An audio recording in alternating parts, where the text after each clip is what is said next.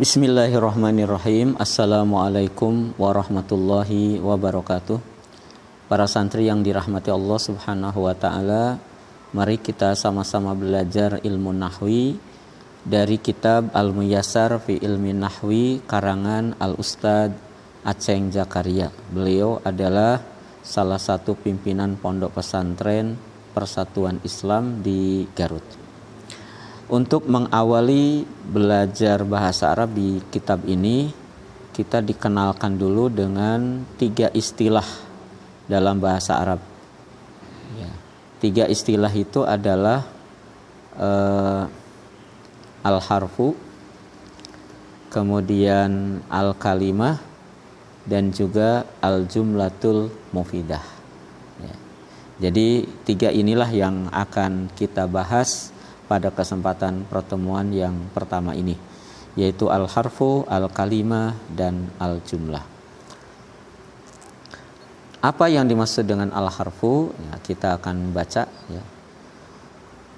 Jadi al-harfu, huruf itu, ya, al-harfu huruf itu, huwa dia adalah ma yatarokabu, apa-apa yang tersusun, minhu darinya, al kalimatu kalimat. Huruf itu adalah apa-apa yang tersusun darinya, al kalimat.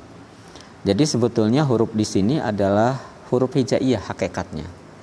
Di mana dengan huruf hijaiyah itu akan terbentuk sebuah kata, ya, atau disebut dengan kalimah. Kalau saya menggabungkan huruf sin, ya, mengurutkan huruf sin, kemudian saya mengurutkan huruf jim, ya, dan kemudian dal, ya, kemudian saya beri harokat sa, ja, da. Nah, ini saya urutkan tapi belum disambungkan. Maka memberi makna dia telah sujud. Ya, kalau disambungkannya berarti sa, ja, da. Sa, ja, da. Nah, artinya dia telah sujud. Jadi huruf sin, huruf jim, huruf dal ini adalah huruf yang membentuk satu kata, ya, atau satu kalimah dalam bahasa Arab. Nah, maka huruf ini pada dasarnya tidak memiliki makna, ya. Jadi dia tidak punya makna, tidak punya arti, ya. Ba itu sendiri apa, ya itu apa, ya. Jadi tidak punya makna. Nah, ini huruf-huruf hijaiyah. Misalnya contoh ini, ba, ya, ta, na, ha. Ini secara mandiri tidak punya makna, tapi kalau sudah digabungkan, ya, maka bisa membentuk sebuah kata atau kalimah. Nah, itu adalah al-harfu. Kemudian yang kedua adalah al-kalimah. Yang kedua adalah kalimah ini. Al-kalimatu, kalimat itu, hiya dia adalah lafdun, suatu lafad, lahu dia memiliki maknan, suatu arti. Nah, sebagai contoh misalnya madrasatun, ya, sekolah, daftarun, buku tulis, mirsamun, pensil. Nah, ini adalah kalimah. Nah, dan kebetulan dia memiliki arti sebagai kata benda, ya, sebagai kata benda, ya. Kemudian ada bentuk kalimah yang lain, yaktubu dia menulis, yaqra'u dia membaca, yajlisu dia duduk, yadhabu dia pergi. Ini adalah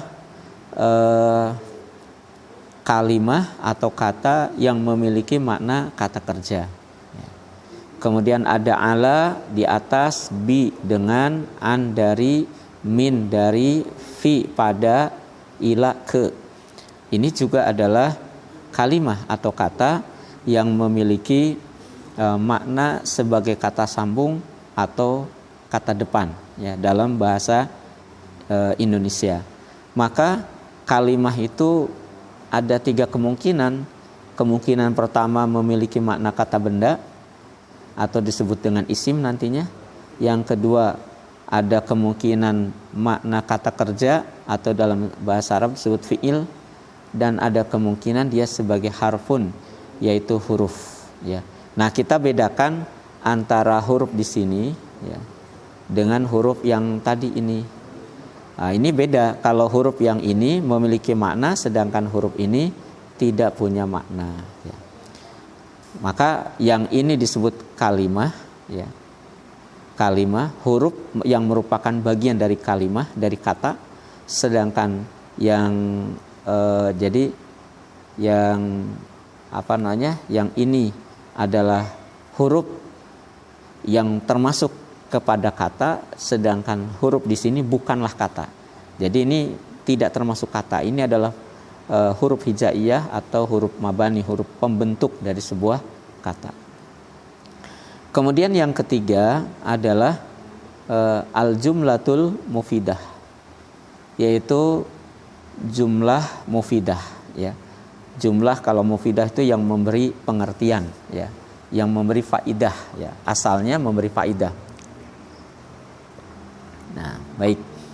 Kita artikan al-jumlatul mufidah. Jumlah mufidah itu dia adalah at-tarkibu, susunan kata.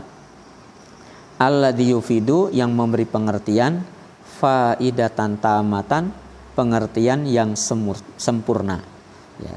Jadi yufidu itu maknanya memberi faidah, tapi dalam sebuah jumlah memberi faidah itu artinya memberi pengertian, ya. Ya, jadi kalau disebut jumlah mufidah itu harus memiliki makna yang memiliki pengertian yang sempurna atau pemahaman yang sempurna. Watu sama aidon, dan diberi nama juga kalaman, adalah kalam. Nah, maka jumlah mufidah ini sama dengan kalam, ya. Jadi al-kalam huwa al-jumlatul mufidah. Al-kalam huwa al-jumlatul mufidah. Kalam itu adalah jumlah mufidah. Jadi kita boleh menyebutkan kalam atau juga boleh mengatakan jumlah mufidah. Sebagai contoh, kita lihat di sini bahwa yang namanya jumlah mufidah itu susunan kata, ya, yang memberi faidah. Kita lihat di sini contohnya huwa. Huwa itu artinya dia. Kemudian yajlisu artinya duduk. Ala artinya di atas. Al-kursi artinya kursi. Jadi kalau kita artikan semuanya, ya, huwa yajlisu alal kursi, dia duduk di atas kursi. Maka ketika sebuah ungkapan ini, ya, disampaikan, kita langsung memahami bahwa ada pelaku, ya, ada aktivitas pekerjaannya dan ada keterangannya, dan informasi ini memberikan pengertian yang sempurna. Sebagai cirinya kita tidak butuh lagi untuk bertanya, sudah sempurna ini, ya. Inilah yang disebut contoh jumlah mufidah. Atau ana aktubu fid daftari, saya menulis di buku tulis. Saya menulis di buku tulis. Maka informasi ini sudah sempurna, ya. Jadi jumlahnya jumlah mufidah yang memberikan pengertian yang sempurna. Contoh lagi adalah aliyun, ya, maridun. Ali sakit. Walaupun ini dua huruf, walaupun ini dua kata, ya, walaupun ini dua kata, yaitu Ali dan marid, tapi dia sudah memberikan informasi yang sempurna bahwa Ali sakit, ya. Ali kalau dalam pembahasan berikutnya nanti sebagai mubtada, maridun sebagai khobar mubtada, ya. Dan ini sudah membentuk sebuah informasi. Ahmad ustadun. Ahmad adalah seorang ustad. Ini juga informasinya sudah jelas, ya, bahwa Ahmad dia adalah ustad. Kemudian huwa goniyun, dia sakit. Ini juga sudah jelas memberikan informasi dia dalam keadaan sakit. Inilah yang disebut dengan jumlah mufidah. Dan kalau kita lihat, kita analisa jumlah mufidah ini dalam contoh itu terdiri dari dua, yaitu jumlah yang diawali dengan fiil kata kerja, dan juga jumlah yang diawali dengan kata benda. Di sini tidak ada ya contohnya yang kata kerja. Jadi misalnya yajlisu Muhammadun alal kursi, huwanya misalnya dibuang. Kemudian ditulis nama Muhammad ya di antara ini. Yajlisu Muhammadun alal kursi ya. Jadi Muhammad ya yajlisu Muhammadun telah sedang duduk Muhammad di atas kursi. Maka ini disebut dengan jumlah fi'liyah. Kata kerja jumlah yang diawali dengan kata kerja. Nah, sedangkan Ali adalah jumlah yang diawali dengan isim ya. Aliyun maridun. Nah, ini jumlah. Jadi jumlah ismiyah yang ini dan ini adalah jumlah fi'liyah. Baik. Itu kemudian sedikit tambahan aqsamul harfi. Nah, aqsamul harfi ini menjelaskan tentang perbedaan antara al-harfu yang merupakan huruf ya. Jadi huruf pembentuk ya, ini disebut dengan huruf hijaiyah. Ya, harfun hijaiyun atau mabaniyun, huruf hijaiyah atau huruf pembentuk, yaitu alif, ba, ta, sa dan seterusnya. Ini tidak punya arti. Sedangkan harfun ma'ani, huruf yang punya makna seperti wa, walaupun ini satu huruf tapi memang wa itu punya makna. Jadi kalaulah ada kata-kata wa atau fa atau li ya, bi itu satu huruf tapi termasuk kategori kata ya, termasuk kategori kata. Jadi huruf yang punya makna itu termasuk kategori kata ya. Au atau summa kemudian min dari ya. Ini semua adalah harfun, tapi harfun yang termasuk kategori kata ya.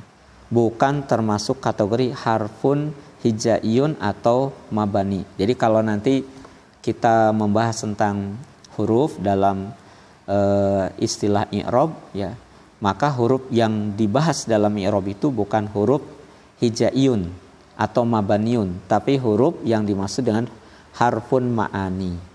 Ya, jadi nanti ada harfun nawasib, huruf-huruf yang menasobkan, ya, ada harful jawazim, ya, ada harful jawazir, ya, kemudian dan yang lainnya yang memiliki makna. Baik, para santri yang dirahmati Allah Subhanahu wa taala, untuk pelajaran pertama itu dulu, mudah-mudahan ada manfaatnya buat kita semua. Billahi taufik wal hidayah. Assalamualaikum warahmatullahi wabarakatuh.